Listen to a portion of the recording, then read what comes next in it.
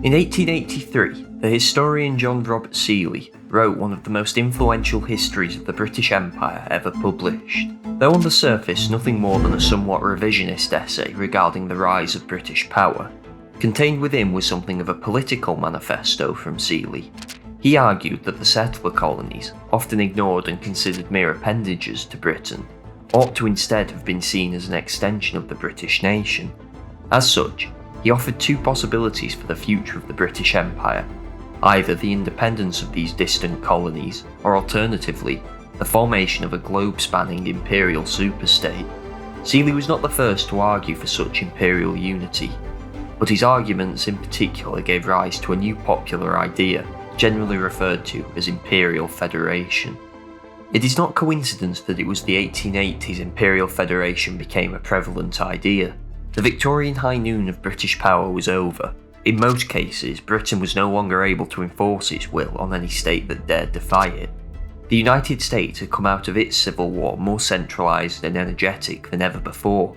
Britain's great Asiatic rival, the Russian Empire, was resurgent under Alexander III after years of stagnation under Alexander II, whilst in Europe, the balance of power had been thrown off kilter by the unification of Germany.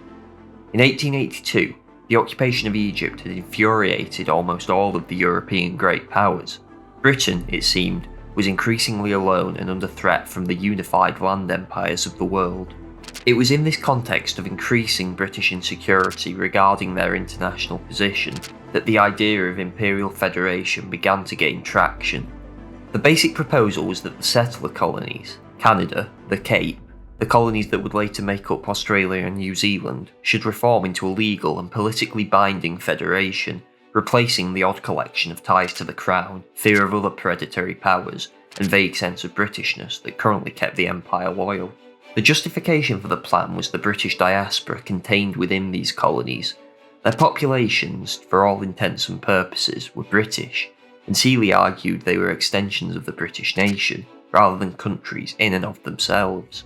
This was to a large extent correct in the 1880s. The historian John Darwin has described how most settler colonies were firmly committed to their Britannic identity. Indeed, in many cases, they were more keen on the British connection than the British themselves were.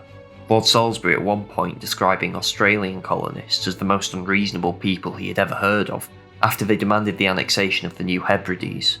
Likewise, though not fitting in with Seeley's view of a greater British race, most natives in the settler colonies had little problem with the imperial connection per se. Proposals for how the Federation would actually operate were always vague. It was generally supposed that the colonies would retain the large degree of internal self-governance that was being increasingly devolved to them in the 1880s, but major empire-wide departments such as defence and foreign policy would instead be put before an imperial parliament in London, at which there would be representation from all of the settler colonies.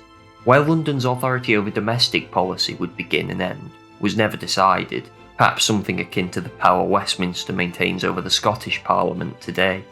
India and the other smaller colonies and trading outposts would continue to be ruled directly. Supporters generally supposed this would give the empire a sense of direction for once, instead of the drift-like policy it then had. Summed up in Seeley's famous phrase, "It seems as if we've conquered half the world in a fit of absence of mind." The plan did undoubtedly have great influence within the empire. Seeley's book inspired a new generation of imperial politicians. Lord Rosebery, Alfred Milner, and Joseph Chamberlain were just some within the British elite that were at least supportive, if not wholly committed to imperial unity. It also spawned advocacy groups like the Imperial Federation League throughout Britain and the colonies. It seemed then that there might have been a legitimate way forward for Imperial Federation, yet the idea never came close to being implemented. The two dominant political figures of the era, Gladstone and Salisbury, both disregarded Imperial Federation, though for different reasons. Gladstone in general disliked the empire being anything other than a trading and civilising force, and had little time for imperial policy in general. Salisbury, on the other hand, did believe in imperialism, but viewed the Federation as a fantasy that would never be able to reconcile the competing interests of the colonies into a single superstate. The idea did find a more receptive audience during the brief premiership of Lord Rosebery, but he was too inconsistent and in power for too short a period of time to seriously advance the scheme. By the turn of the century, The idea was beginning to lose traction, and the leagues were being wound up.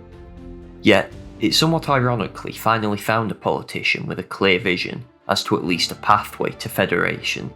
Joseph Chamberlain was, in the words of Winston Churchill, the man who made the weather. He had turned down the Home Office to become Colonial Secretary, and since reading Seeley's book, had become doggedly committed to imperial expansion abroad and social reform at home. He almost single-handedly managed Britain's war effort during the Boer War, and had been delighted by the aid the settler colonies had offered. With an election due in 1906, he thought it the perfect time to give the empire a real sense of direction. The proposal he came up with was imperial preference. In simple terms, free trade within the empire, tariffs on foreign goods. This, he argued, would at least open the road for an imperial federation. But despite Chamberlain's claim that the average Briton was imperial-minded, imperial preference and the rise in food prices that would come with the abandonment of free trade instead scared the British public, and the proposals were never implemented. When World War I came, though no movement towards federation had been made, it was still generally proclaimed as a war for the empire. But instead of strengthening the bond between the colonies, the conflict saw the emergence of national identities among them instead. With it, the whole justification for the proposals, that the colonies formed a Greater Britain, collapsed. Some ideas associated with federation would go on to be implemented, such as a version of imperial preference. But ultimately, Seeley's first prediction that the empire would eventually give way to independent states if not unified was to prove correct. Even if the Federation did never come close to becoming a serious geopolitical entity, it is nonetheless an interesting counterfactual, as well as evidence that the British Empire never had a central direction. It wasn't imbued with the manifest destiny of America, or an unstoppable nationalism like Germany or Italy. It was, at heart, an essentially reactive force with little in the way of serious long-term planning as to its direction.